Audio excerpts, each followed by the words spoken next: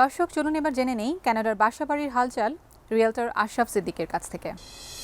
সাধারণত ইমিগ্রেন্ট একটি ফ্যামিলি যখন কানাডাতে আসেন, তারা একটি বাসা লিজ নেন। এটি হতে পারে একটি অ্যাপার্টমেন্ট, এটি হতে পারে একটি কন্ডো, অথবা একটি ফ্রি হোল্ড টাউন হাউস, অথবা কন্ডো টাউন হাউস, অথবা একটি ডিটাচড হাউস।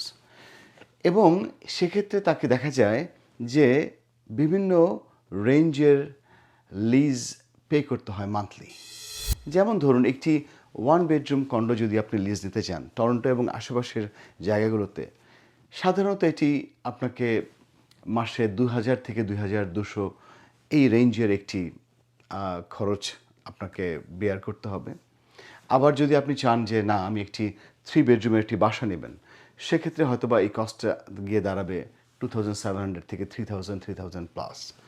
আবার অনেকে চান যে না, ঠিক আছে, আমি একটি 2 বেডরুম 1 ওয়াশরুমের একটি অ্যাপার্টমেন্ট নেব, সেক্ষেত্রে এটি হতে পারে 2300 থেকে 2600 এই রেঞ্জের।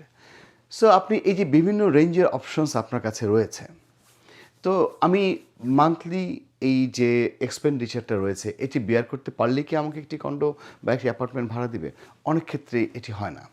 দেখা যায় যে নতুন ইমিগ্রেন্টদের অনেক ধরনের সমস্যা পোহাতে হয়।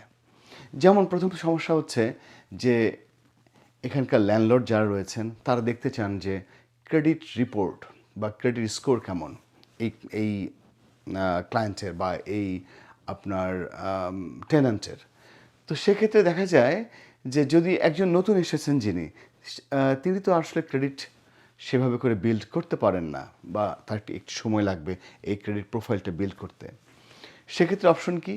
সেক্ষেত্রে আমরা রেকমেন্ড করি যে কোনো একজন রেফারেন্স নিয়ে আসতে, কোনো একজন গ্যারান্টার নিয়ে আসতে, যে গ্যারান্টারটা এই টেন্যান্টের সাথে, মানে টেন্যান্টের লিজ পেমেন্টের ব্যাপারে গ্যারান্টি দেবে এই ল্যান্ডলর্ডকে। তো এটা একটা অ্যাসুরেন্স এই ল্যান্ডলর্ডের জন্য।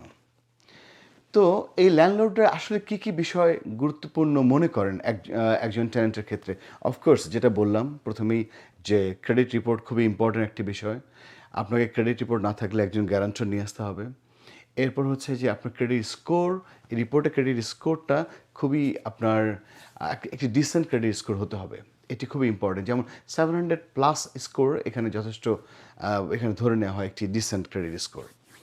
তো এই ভালো ক্রেডিট স্কোর থাকাটা খুবই ইম্পর্টেন্ট। সেজন্য এটি খুবই গুরুত্বপূর্ণ। যারা ক্রেডিট স্কোর বিল্ড করছেন তারা খুব কেয়ারফুল থাকবেন।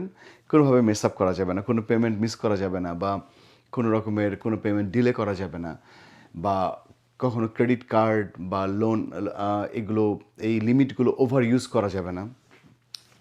এরপরে যেটা গুরুত্বপূর্ণ সেটা হচ্ছে যে আপনার প্রুফ অফ ইনকাম, আপনার কী ধরনের ইনকাম রয়েছে এবং আপনার এই ইনকামকে সাপোর্ট দেওয়ার জন্য কী কী ধরনের ডকুমেন্ট রয়েছে। যেমন লেটার অফ এমপ্লয়মেন্ট একটি গুরুত্বপূর্ণ ডকুমেন্ট, পে স্টাব হতে পারে আরেকটি ডকুমেন্ট। তো এই ডকুমেন্টগুলো চাবেন আপনার ল্যান্ডলর্ড।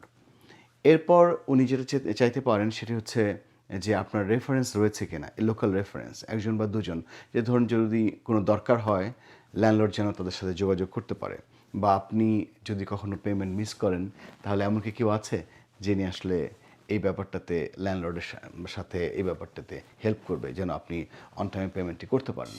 তো এরকম অনেকগুলো ইস্যু আছে, সেই ল্যান্ডলর্ডগুলো দেখেন। দেখার পর তারপর তারা আসলে বাছাই করেন যে ঠিক আছে, কে তাদের জন্য সুইটেবল টেন্যান্ট হতে পারে বা কাকে তারা এটি লিজ দেবে। এবং সাধারণত এই লিজ পিরিয়ডটি হয় 1 ইয়ারের জন্য, এবং আফটার 1 ইয়ার দেখা যায় এটা মান্থ টু মান্থ বেসিসে চলে যায়।